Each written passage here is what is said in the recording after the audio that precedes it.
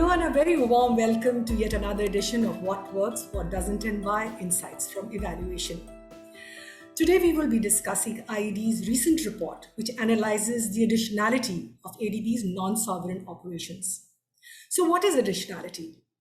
Additionality is the support or input that ADB brings to an investment project which is not available from commercial sources of finance. And by ensuring that we practice additionality in everything we do, we ensure that our support for the private sector contributes beyond what is available in the market and does not crowd out private sector actors. And for more on this, I'd like to invite Paolo, who is the team leader of this evaluation, to give us a brief presentation, and this will, of course, serve as a backdrop for the discussion that is to follow. Paolo, it's over to you now. This presentation summarizes the findings and recommendations of IED's thematic evaluation of the additionality of ADB's non-sovereign operations. This evaluation covers the period 2008 to 2020. Okay, so here's the outline of the presentation. We will go over the concept of additionality, followed that by the performance of ADB's additionality in non-sovereign operations. And then we will go over the issues and findings and end with the recommendations of the evaluation. So first, let's go over the concept of additionality.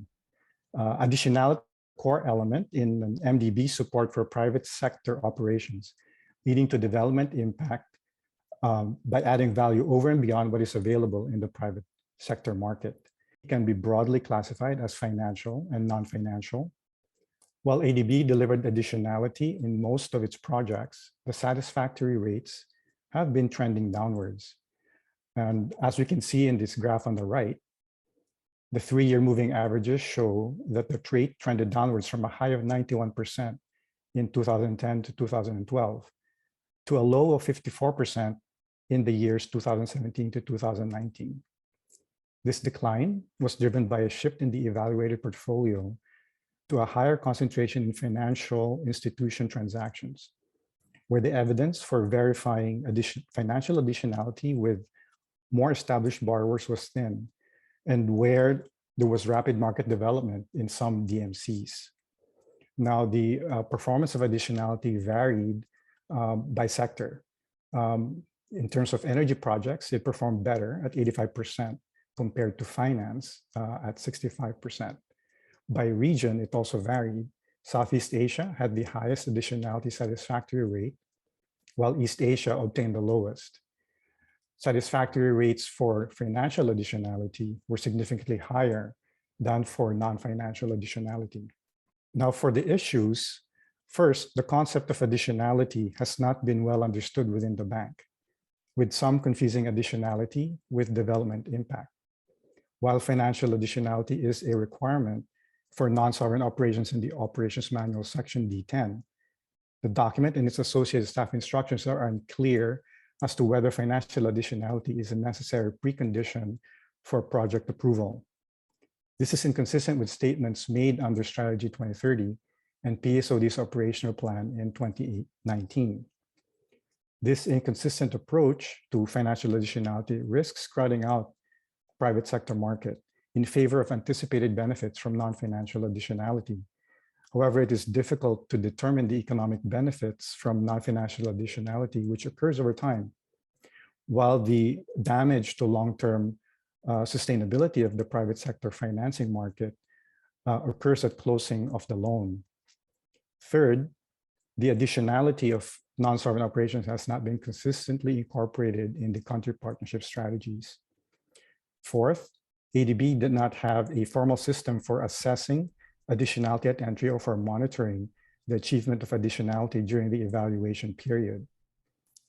It is important to note that ADB has begun initiatives to improve its approach to additionality. As an example, it has developed and piloted an ex-ante development impact framework in 2021 that includes ex-ante additionality as one of the dimensions to be assessed. Also, it has revised and produced a more comprehensive guidance note. Lastly, the review of additionality lacked a robust challenge mechanism during the evaluation period. Other MDBs such as EBRD, IFC, AFDB have a team of economists that review additionality claims. So finally, on the recommendations which cover strategic, operational, and institutional issues. On strategic issues, recommendation 1, ADB's policy and/or guiding documents such as the Operations Manual Section D10 and its associated staff instructions should be revised to include additionality and development effectiveness as a core strategic focus for ADB non-sovereign operations. We're also saying that ADB should make financial additionality a necessary minimum precondition for the approval of projects. Recommendation 2, ADB country partnership strategy should scale up good practice in country teams and more consistently adopt a one ADB approach by reflecting meaningful input from PSOD. They should be based on country-specific private sector diagnostics that identify which sectors and areas have the greatest potential for NSO to deliver additionality. Now for operational issues, recommendation 3, ADB should further integrate additionality into its existing systems to ensure that the monitoring and reporting are part of the envisioned end-to-end system. Recommendation 4, ADB should institute a formal capacity development and training program on additionality for staff, as well as for other relevant stakeholders. Finally, on institutional issues, recommendation 5, ADB should strengthen the governance mechanism for approving projects, including a consideration of financial additionality as a necessary minimum precondition for PSOD projects to proceed. Thank you. Thank you, Saleha. Back to you. Thank you, Paolo, very much for that. And just to let everybody know that Paolo will be here to answer any questions you might have for him directly during the question and answer session. It is our endeavor to respond always to what you want of us and from our events. And there was a feeling, and we got some feedback that you wanted voices of the resident missions to be heard on What Works as well. And following that recommendation, we have included this video, which we call From the Front Lines. So let's just hear what the resident missions have to say on this evaluation in From the Front Lines.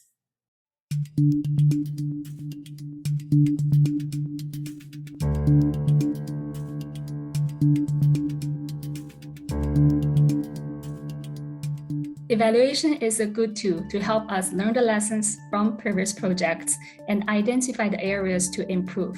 It also makes us think how to better achieve financial sustainability, additionality, and the development impact in the same private sector projects. During this evaluation, I had several conversations with IED colleagues in depth. We discussed thoroughly about the private sector projects and the role played by resident missions. I appreciate that IED colleagues analyzed different aspects of the private sector projects and considered country, sector, and market contexts. Many factors are involving during the project execution and administration, and this evaluation took into account those changes.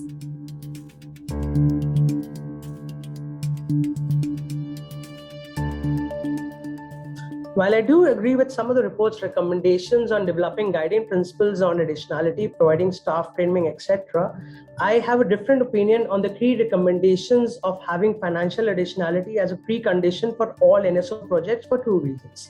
One, while deal teams often strive for financial additionality, making it a precondition often ignores ground realities. All NSO projects need to have a fine balance between credit, development impact, and additionality. And two, it downplays the importance of non-financial additionality, which if well designed can often provide a deeper impact. As an example, taking a small equity stake in a largish or mid-tier bank may not have a great financial additionality story, but an implementation of an ADB compliant system ensures that the bank's full operations are now covered.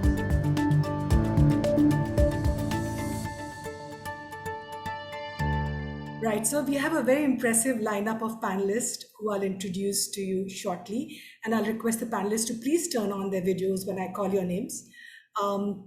I'd like to introduce to you ED Roger Fischer, Director General Private Sector Operations Department Suzanne Gaboury, and Albert Park, Chief Economist and Director General Economic Research and Regional Cooperation Department. And today's session will be moderated by DG IED, Nani Jimenez. Nani, it's over to you now. We're all here to have a conversation from our professional and personal viewpoints. we've left our institutional hats at the board, but I think it'll be interesting as well to hear you from where you the perch. The format that will follow is that I'll ask a first round of questions to each of you just to stimulate our discussion. And then depending upon what is said, we'll have another set of questions, or I might ask you to follow up on something you said already. I'd like to encourage the audience to pose questions in the Q&A as we have our discussion to any of the panelists, including Paulo, as Saleha mentioned, because he's, and hopefully we'll have an interesting discussion. So maybe I'll start by asking you, Roger. Additionality can sometimes seem to be a very technical financial concept, but in our meetings with you at the board and elsewhere, you mentioned the importance of this issue in justifying ADB's role in non-sovereign operations. Can you share with us sort of yours and your constituents' view from the board perspective on the concern about additionality? Thank you. I'd be happy to do so. I think it makes sense if I put my answer in 2 or 3 parts. I would like to start with my understanding of what additionality means, then proceed to explaining why I care about additionality, and finally say something about how I want ADB to apply this test. So first of all, what does additionality mean to me? I think it's not what we achieve. It's not the development outcome, but it's rather a test of causation. It's the answer to the question, would this particular development outcome have occurred without this particular ADB contribution? And you see, this is a yes or no question. It's not a question about financial or non-financial additionality. It's a test of causation. This is what I understand by additionality. Why do I care? The answer is for 3 reasons, and I think the 3 reasons differ in importance.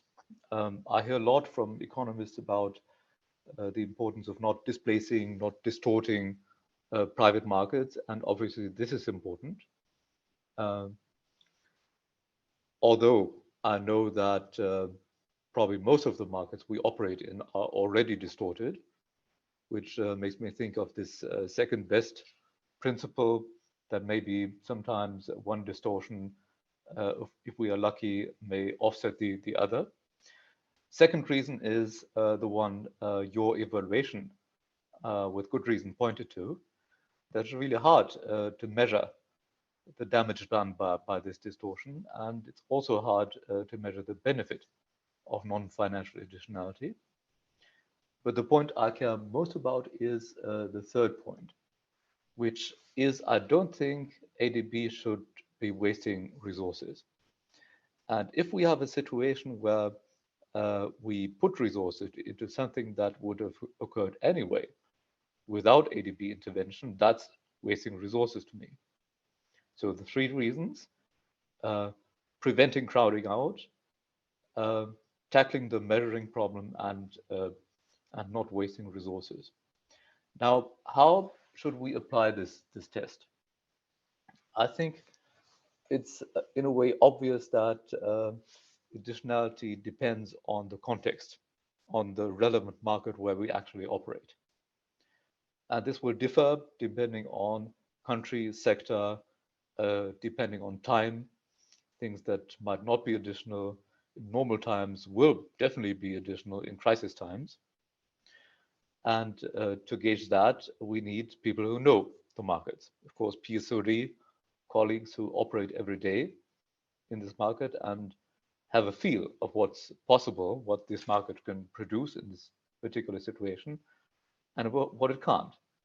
And I also would like to rely on the privileged knowledge of our regional missions. These are the people on the ground who really know the markets and the context in the country. And obviously, this will always be a judgment. I'm absolutely comfortable with judgment calls. We are not looking for scientific proof here, but we are relying on the professional judgment of ADB personnel. The important thing, though, is to guide that judgment. I think we need to establish a kind of common understanding of what additionality means and why we need to safeguard this. Thank you. Thanks very much, Roger. I think that's a terrific start because you really laid out the concepts very well from a slightly different perspective than what Paulo mentioned. Albert, if I could turn to you, Roger mentioned, in fact, that you need someone who knows the market well to assess additionality. Paulo did mention in other MDBs that this task often falls to economists. So my question is, as a fellow economist myself, what is it that you think we have to bring to the table on assessing additionality, and why might that be important in ensuring how we govern the practice of additionality? Right. Well, I think it's self-evident that the concept of additionality is very important for justifying action, as was just pointed out by Roger. But he described, the goal of such an analysis to be figuring out what would happen really if there had been no project. Would it have happened anyway? And so it's actually a very difficult evaluation problem because it requires us to make assumptions about a counterfactual that we actually will never observe, right? And so it's a very challenging task. That said, I mean, without speaking to whether it really should be economists doing this assessment, I think there are probably some principles about assessment that maybe we should focus on to make sure that there is kind of an independent assessment of the arguments made for additionality as a way to strengthen those arguments and provide a check that the projects that got forward, have met a certain standard of scrutiny. So as you know, economists in ERCD currently do review all of the economic analysis in sovereign loan projects. And I think that's worked out very well. There's quite a lot of communication between the ERCD economists who are doing this work and the regions and departments and countries that are proposing the projects. And sometimes our economists are brought in fairly early on, especially if there is a sense that the analysis may be complicated and they actually need help to think it through clearly and do a good job on the analysis.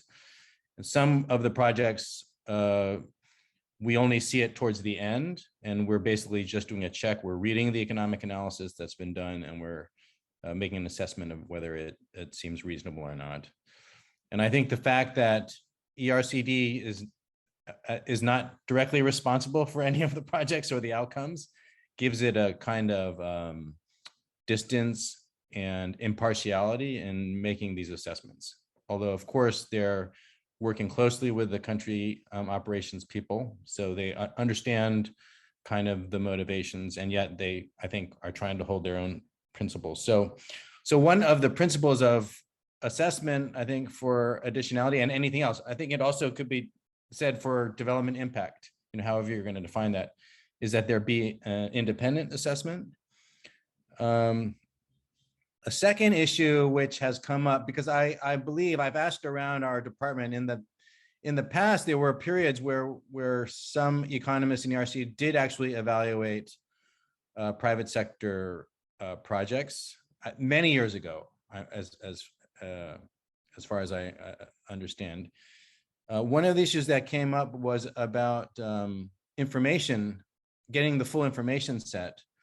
There was some period where it was again being discussed whether economists at ERCD would play a role in assessments of the non-sovereign loans, and at that time, there was some frustration that a lot of information was said to be confidential and so couldn't be shared.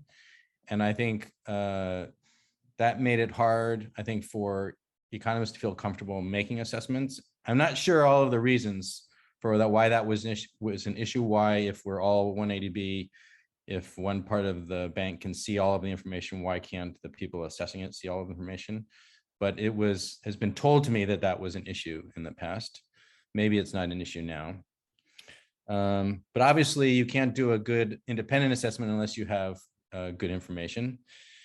And the other aspect I would maybe emphasize is that by having a consistent presence doing these evaluations, our economists who are doing the evaluations of the economic analysis have really worked hard to accumulate knowledge and expertise and learning from experience. So many of our staff have taken the initiative to write guidelines for best practice for how do you evaluate like an energy sector project, how do you evaluate a water resource project, and that's really important because it keeps the institutional knowledge documented, so that if people leave, the ADB or transfer to some other function, there's a good record of the guidelines that are the result of quite a lot of discussion and consideration of what happened in specific cases, et cetera. So if there is additional review of additionality, I think that would be also something that would make sense to do, to write a very set of clear guidelines, not just for training, but also for evaluation. And then if everyone knows how it's going to be evaluated, then you're the independent evaluation. So that if everyone understands how everything's supposed to be evaluated, then there should be less argument later about the evaluation result, as long as the communication is good, right? So I think that principle obviously could hold here. Now, so at the end, let me actually come back to kind of the initial challenge, which is that, in other MDBs, economists are doing this. And so I think you're saying, should that be the case here? One thing that has been pointed out to me is that for private sector operations, and in particular, the financial additionality and other additionalities, I think because we're not really dealing with a lot of data, we're really dealing with more kind of qualitative assessments and arguments. It is really important that the people doing the assessments have some reasonably deep understanding of private sector finance and operations, right? Otherwise, of course, economists have a certain set of analytic tools, which they can certainly be asked to apply to anything. But because this exercise doesn't seem to be entirely just data or method driven, it does seem to require some institutional knowledge. And I think that was pointed out by Roger as well, that we need to use all of the knowledge to make these assessments and have some confidence. So that would be my only question about whether, the economists that we currently have would fit that bill. Although I think ERCD certainly wants to support the 180 ADB concept. And so if the bank decided that this was the best place to do it, we would certainly do our best to support. But we might think about where the expertise really lies and who has, and maybe in the organizational review, it would also require, thinking about whether we need to bring in some more staff with the right mix of skills. And I'm not sure where you would put them, but it might depend on what kind of evaluation work would attract the best people to come to ADB, right? Because it wouldn't be a full-time occupation, I think, doing this work. It would have to be along with a bunch of other duties. So let me stop there and turn it back to you, Mary.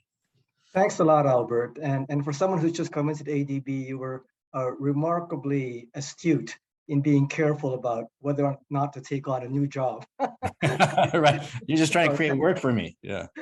Thanks very much. Suzanne, we could turn to you. So I know that there are a lot of initiatives in PSOD going on that you'd like to bring. here, but you also are somebody who has been working with the private sector in developing countries for a very long time. And I was just wondering, just from your perspective, what are some of the best practices on accountability that you've seen, either within the ADB or outside? How can we scale that up? So over to you. Yeah, so Manny, thanks for that. I've been working in development finance in the private sector side for 25 years, and that's been in both other multilaterals and development finance institutions, as well as in the private sector. So with that kind of background and knowledge, coming to ADB and trying to utilize that with what's been going on, I have to tell you that PSOD has been undertaking a huge amount of work over the last, quite a few years about changing how it looks at and evaluates additionality. But I would also say that the financial landscape in which we operate now has dramatically changed over the last, couple of decades and is constantly evolving. As you probably have read, there's been an increase in the number of development finance institutions and large private banks that are increasingly incorporating development focus into their operations. And so there has been an overall increase in, I guess, in liquidity, as you might say, in development finance in emerging markets. However, I would also say that if there was any time that development finance in the private sector is needed, it is now. We know the external world is challenging. We know, from all the different events that it's going on. But I think that economic development has helped many countries to progress to a middle income level status and build financial markets that are able to attract international finance. And in this context, we know now with the results of the pandemic, the results of the primary, secondary, and tertiary effects of the Russian invasion of Ukraine, that many of these governments are fiscally constrained. So where do they turn? They turn to the private sector. So in this context, I think it's a little bit sometimes difficult for MDBs, including ADB, to demonstrate financial additionality through the practices that we've been employing before. In smaller and riskier environments, financial additionality is more evident. However, these smaller countries usually have challenging environments for private sectors projects and do not have many bankable projects. We know many countries in this, what we call the ADB calls the FCAS and SIDS areas. It's a real challenge. So in this context, it's important that ADB to remain relevant and provide support that is beyond what's available in the market to enhancing non-financial additionality aspects of its projects. We know through these different aspects that often they can be of a larger impact than financial additionality. And I believe that ADB can leverage its expertise in environmental and social issues and enhance its focus on knowledge transfer and capacity development, especially in countries that have limited access to international expertise. We see this time and time again. Furthermore, I think given the established long-term relationships with our developing member country governments, ADB can strengthen its role as a risk mitigator for attracting private financing to projects that otherwise would not be perceived as bankable. So this is a real, I think, an issue going forward. And so as, in a new area of working with additionality, MDBs are building new tools and systems to undertake the additionality assessment on a portfolio basis, which allows us to compensate for lower risk, weaker additionality projects through riskier transactions with stronger additionality aspects. So, for example, last night I was on a call with most of the major global multilateral banks, development banks, and DFIs, and some of these issues are coming up for discussion, particularly when you're talking about climate. So, within this context, they've also mentioned about the portfolio approach, which is also really, really important. And at PSOD, within the private sector, we're designing the portfolio approach, which will enable us to maintain a right balance between the portfolio additionality strength and other important metrics such as financial sustainability, development results, and risk to development results. So, with that, I'll, conclude and just say that, this is an area that's really, really important. We know that some of the topics that have come up are close to everyone's heart, but I would also say that, topics which have already come up with regards to, Albert is talking about, governance and some of the independent, maybe for everyone's information, we do have an economist team in PSOD, which actually does verifications. They're not a slouch by any means, Albert. They're tough. And we do have interdepartmental reviews for all our projects, which they go through. But all of this, we need to look at processes within ADB. I will tell you that ADB, from my perspective, is the slowest in processing private sector deals of any vehicle. So we do need to take that into consideration, particularly when we're dealing with these kinds of clients and in these kinds of types of projects and situations. So with that, Manny, I'll hand it back to you. Thanks very much, Suzanne. And thanks especially, I know that you're having problems with laryngitis, so I really appreciate your coming on board. Just one quick follow-up, Suzanne. There's a question from the audience on whether or not PSOD has a system for developing a system to record the achievement of additionality identified at project approval. Yeah, no, we some of the things that I was talking about of what we've been doing with that. So we have a system of rigorous, what I would call, we've got a development effectiveness program that we use, as you mentioned. So on an ex-ante basis, we actually have developed a system where every deal that goes in through at the gate at the very beginning, it goes through a system, an assessment, and it looks at all different aspects of additionality: financial, non-financial, development impact, development effectiveness. So we look at that. And so part of that is that we have mapped out all those deals, and we're also mapped out our portfolio as well. So when you're looking at that, so we have captured that within our system, we've developed that, and it's something that we are using to help, refine the process and create that database of information. Thanks, Suzanne. Roger and Albert, I wonder if I could come back to you on I guess a thorny methodological point. Roger, you mentioned that really you think that assessing additionality doesn't have to be, it's not rocket science. And in fact, it requires qualitative judgment of people who know the market well on the ground.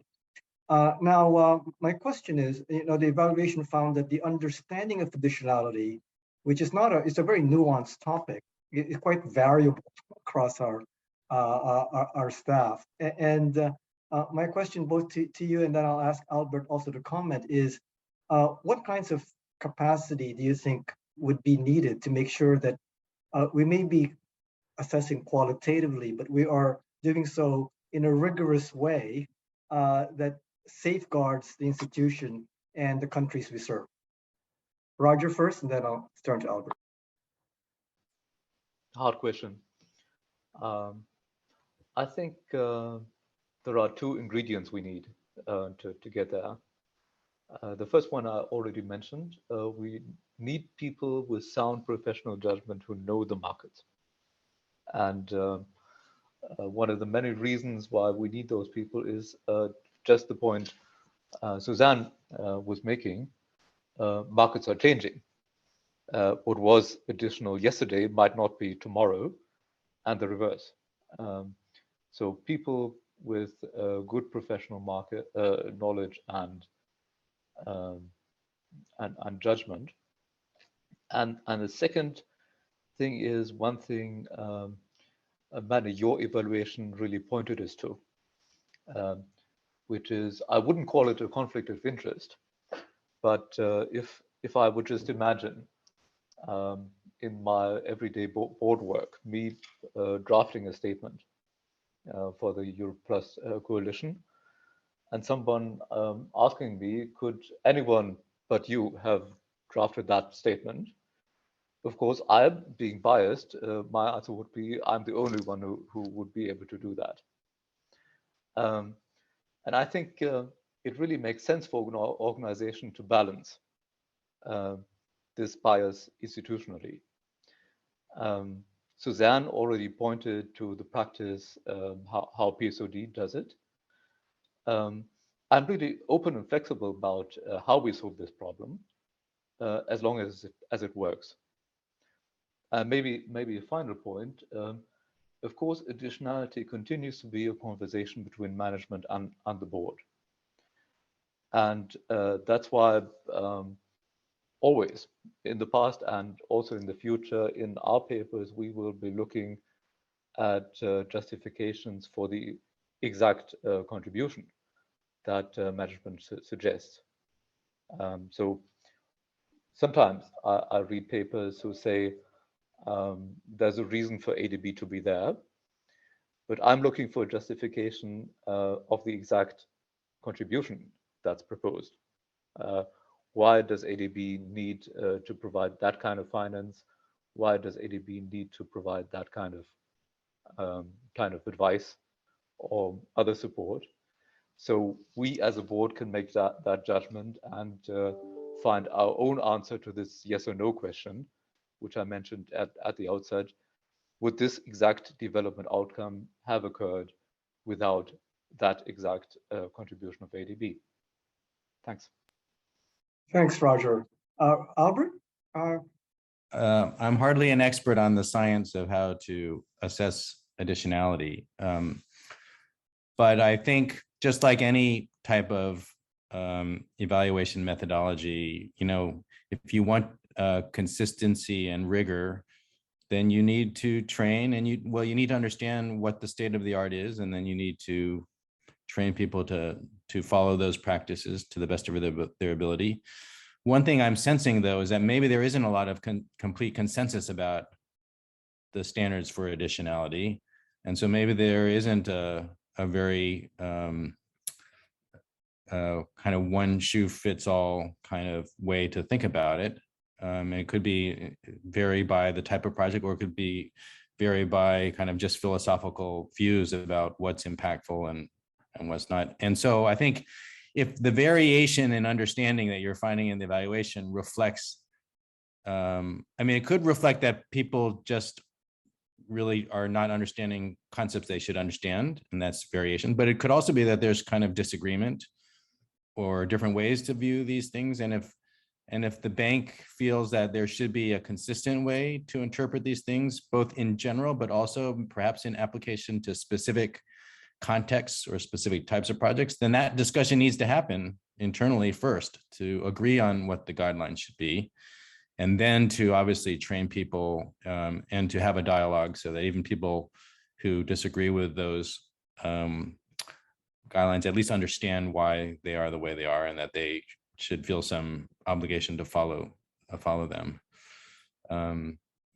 So I guess that would be my main maybe reaction to kind of how do you train. It really depends on what you think that the source of the problem is. Yeah, thanks, Albert. Suzanne, from your point of view, a lot of this deep knowledge of the market has to reside in the resident missions and the people there. In fact, there was a comment about how difficult it is to work in some places in India where there are a lot of local banks, and where is ADB's how to make sure ADB has real value added in some of these settings.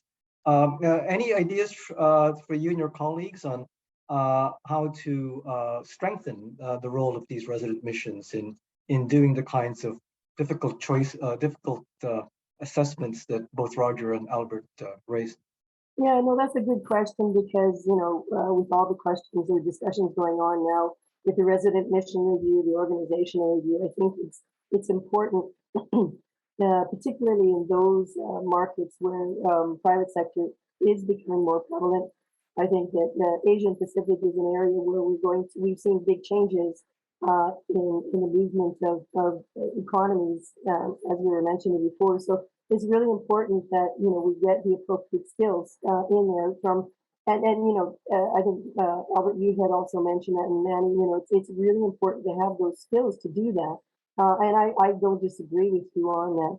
I will say that, you know, about 50% in some of the teams, 30 to 50% of the origination staff are out in the resident missions. So it's something that, you know, we are supporting and are supportive of. But I also wanted to mention that, you know, since the start of 2021, you know, a little bit about, you know, what I mentioned before is that we have in the private sector, we've included an interdepartmental effort to strengthen the governance for evaluating additionality in the approval process of private sector projects, you know, which I was mentioning before, which is centered around the extensive development impact framework. And I think that with that, the fundamental principle of this work has been the incorporation of independent sign-offs and scorings of various quantitative dimensions of this framework, which specifically includes additionality. With regards to the resident missions and the regional departments, they can contribute to this assessment again through not only through this interdepartmental review, but we actively have resident mission team members that is encouraged, and now, you know, as part of our preliminary concept reviews, we have country directors who sit in on our meetings for looking at deals. So we are strengthening that and looking at that in a very kind of strategic basis. So I think that agree, country, you know, that messaging part. But we also, and since joining the ADB, what I've done is that I have regular calls with all the DGs from the regions. We have regular calls with all the country directors from various, you know, resident missions. So we are building that in, and now thankfully that we're all starting to be able to travel. My throat is I believe, a gift from Tashkent. So we are going a lot, you know, more into the regions, and I think that component is really important to, you know, that local knowledge and building that into, you know, what we're trying to do. But it must be more challenging, Suzanne, in those smaller country offices, and where perhaps that support is even more necessary, particularly the Pacific countries and small places. And what could be done there? Well, you know, even for example, in Fiji, you know, a small country, you know, we've been doing a lot of work there. We're working very closely with the team. We actually have a private sector guy in Fiji for the region, for example, to try and look at investments. So, you know, we are looking at a strategic basis of trying to have private sector as working very closely with, you know, the resident missions in all kinds of countries.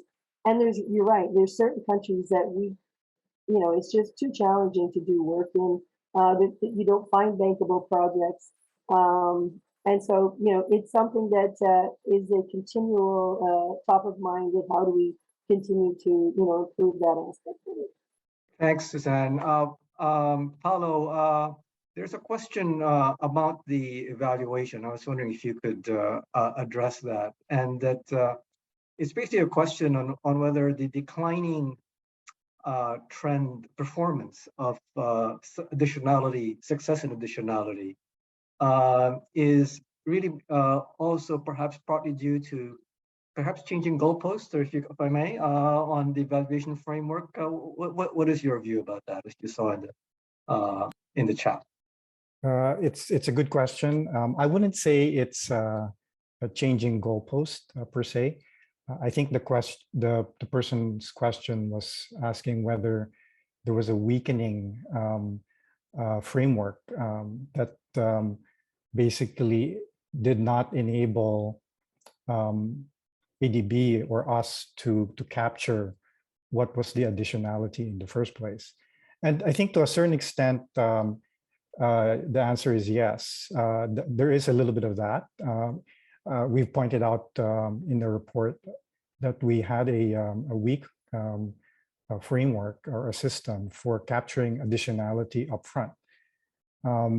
So the additionality was being assessed, but ADB wasn't really capturing the evidence that supports that additionality. And as Suzanne has mentioned, the markets rapidly evolve in some DMCs. And so then when you go look at these projects ex post, it's very hard to go back and try to look at that supporting data when it wasn't captured to begin with. And very difficult to look at the counterfactuals on an ex post basis. So quick answer, there is a little bit of that, definitely.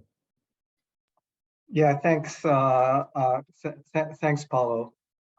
There's another question on a possible trade-off between pursuing maintaining our AAA rating and building a sustainable portfolio to support that. Suzanne, you mentioned something. You mentioned that one of the solutions perhaps is to take a portfolio view, and yet what I see, not just in the ADB but also in other MDBs, is that a lot of our infrastructure for assessing the success is very much not portfolio but individual project related. So my question is, maybe both to you and then Roger, if you could opine on this point too. How would we manage better in a portfolio setting if we are trying to take informed risks and accept the fact that, yeah, some projects will fail? So over to you, Suzanne. Yeah, it's something that I think that I firmly believe in is a portfolio approach. Maybe it's because I was a fund manager in the past, because you know that not every single deal cannot embody everything that you're trying to do. Those deals, I will tell you, exist far and few between. But what you try and do is you try and create this portfolio of deals. Yeah, talking about maintaining our AAA credit rating, there's financial strains out there right now. We know that, there's challenges in the markets. We know that there's issues out there, but our role still is a development bank, even in the private sector, where we are designed to take risks. They're calculated risks, and so we need the appropriate risk appetite to manage that. However, my friends, I would say, in ORM, they're tough cookies, I will have to tell you. So there's always a challenge in a discussion there. But I do firmly believe in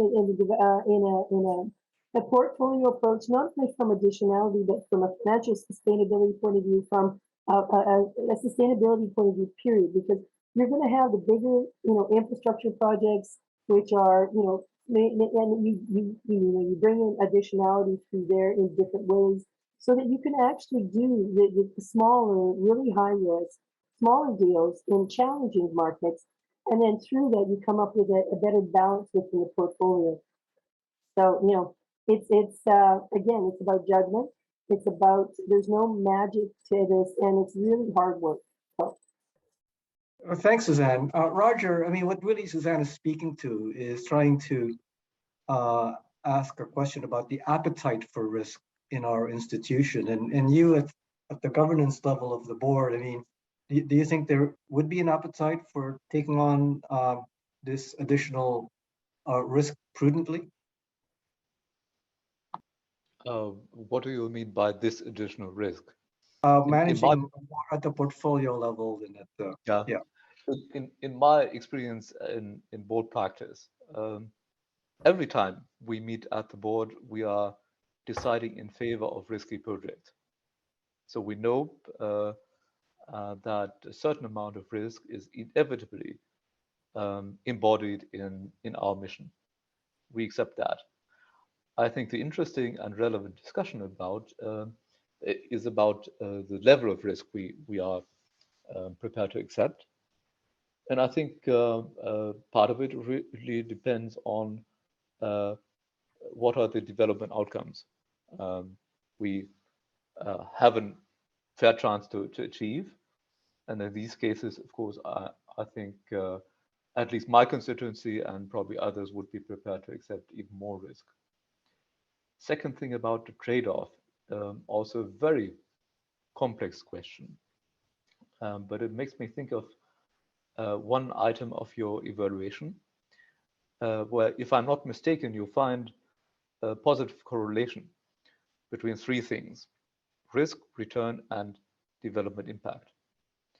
And if this is true, this is exactly the sweet spot where we want to be. I know that this sweet spot will probably not cover our entire portfolio, but this is what we should be looking for. Because to this extent, the trade-off is either smaller or it doesn't even exist. And we only need to manage the rest of this trade-off. On the portfolio approach, I'm still not sure how exactly we would manage that. Because again, I think it makes sense to distinguish here. I'm confident everybody in the board is prepared to accept that there will be projects with high development impact and other projects with lower development impact. That's just part of life, and everyone knows it. And there's also sympathy for the idea that one type of project might have the function of compensating for the other type of project. The other question is that how is this balance between higher and lower development impact related to the question of additionality? And starting from my understanding of additionality as a yes or no question, a test of causation to make sure we are not wasting resources. I would find it difficult to imagine a portfolio approach that would also cover this question. Thanks very much, Roger. Albert, we only have a couple of minutes left. You know, both Suzanne and Roger talked about development impacts and causation. And I know these are these are topics that are near and dear to your heart. How prepared are we in ADB to tackle this head-on in a more operational way? And what do you think that you'd like to do over the next few years about this? Well, I can say one thing. You know, we're working very hard to try to improve our capacity and improve the bank's capacity to do impact evaluation studies broadly, and to improve the quality of our evaluation work for economic analysis, and to be as supportive of operations in other ways that we can. Now, specific to additionality for you know, non-sovereign loans, I don't, you know, it's another type of assessment that needs to be done in a fair and in a rigorous way. So, I mean, I don't think it's really that we don't have the capacity to do it. That, you know, it's just a matter of making some decisions about how we want to do it and who needs to do it and in what kind of structure and what we think are the right guidelines to undertake those things. And everything's changing quickly, you know, and both in terms of how the bank is structured and how the world is changing. So I think in that perspective, you need to establish a framework for not just making some decisions now, but updating those decisions and updating the standards and the procedures to best match the need, right? So I don't want to make a pronouncement about, I think we can do whatever we decide is important enough to do, right? So let me just stop. Thank you, Albert. If we put our minds to it, we can do it. Yeah. So with that, I'm afraid our time is up. I want to thank our panelists, Roger, Suzanne, and Albert, for a really stimulating discussion and making additionality come alive, and to Paulo and his team for giving us the grist for that mill. So back to you, Saleha. Thank you, Manny, and thank you everybody for participating. And don't forget to give us a survey at the end of it so we can improve ourselves further. Thank you very much. Bye-bye.